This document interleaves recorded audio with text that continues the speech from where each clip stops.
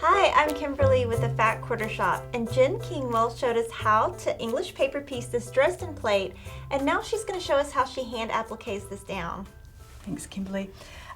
This is one of the layer cakes from my Gardenvale range, and I love the way the stripe is not always equal on the layer cake, and you can use that to your advantage to play. Not everything has to be centered and absolutely perfect. It adds a lot of interest to things.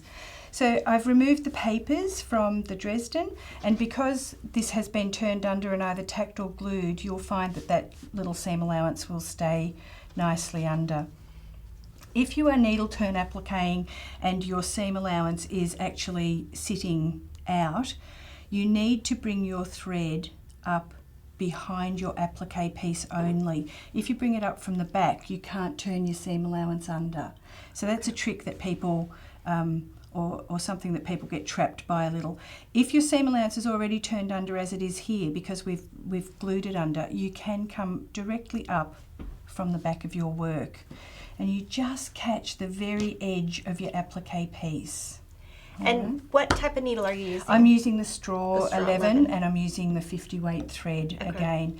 Now I've got a cream thread here on quite a dark fabric. You try and match your thread colour to your applique piece. But with something like this that's multicoloured, you would look at that and say the majority of the colour that's popping up in that is probably cream, so it's going to be the best colour. You certainly don't need to applique that piece in a dark and that piece in a light.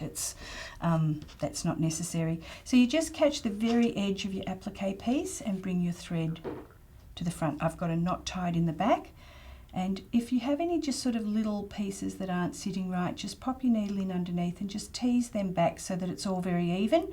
Now the secret to an invisible stitch is where you've come up into your applique piece, you go down into your background fabric immediately opposite that stitch. So before? Yep, so where it's there, back down immediately opposite, angle your needle at the back and come up into the fold of your applique again. So at the front you just get the tiniest little stitch holding down that applique piece, but at the back you will get an angled stitch. And those are about 1/16 of an inch apart, you think? They are.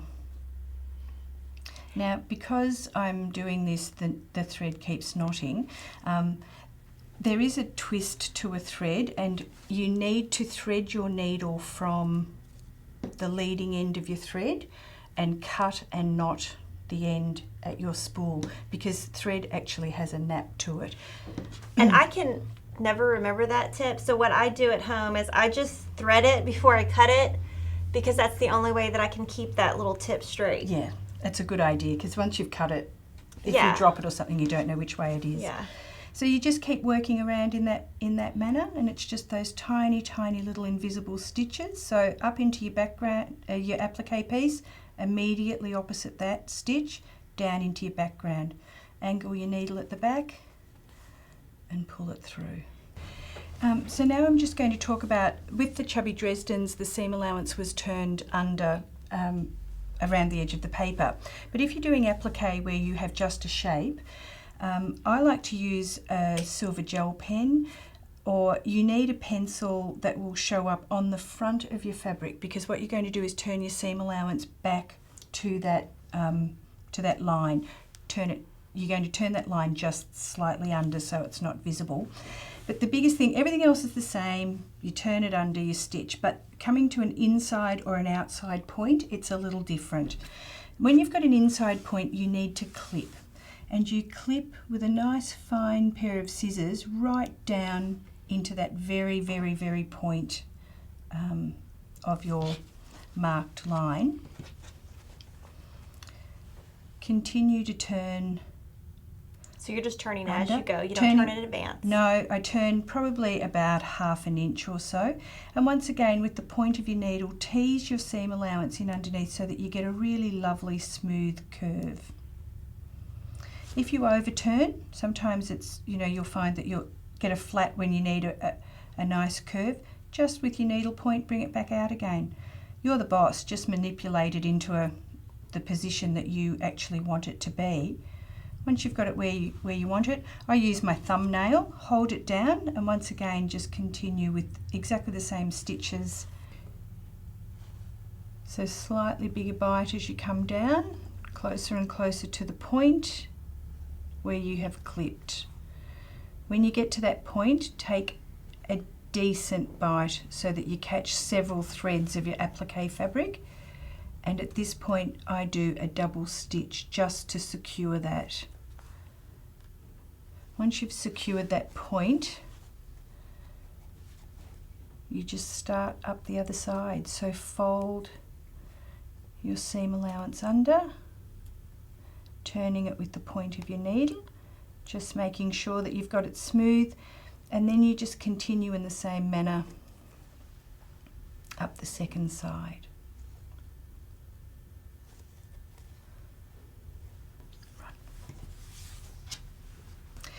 Now we'll talk about an outside point. Of course you would be stitching all the way around. I'm just stopping and starting to make it a little quicker for you, but once again I'm coming up behind my applique piece. To get started, turn that seam allowance under. If you have difficulty with your needle when you start off something, you can always just give it a little turn with your fingers to begin with and a little finger press, and then it's easy for the needle to turn it under. So I'm just going to stitch up to that very point. So I'll quickly skip along here.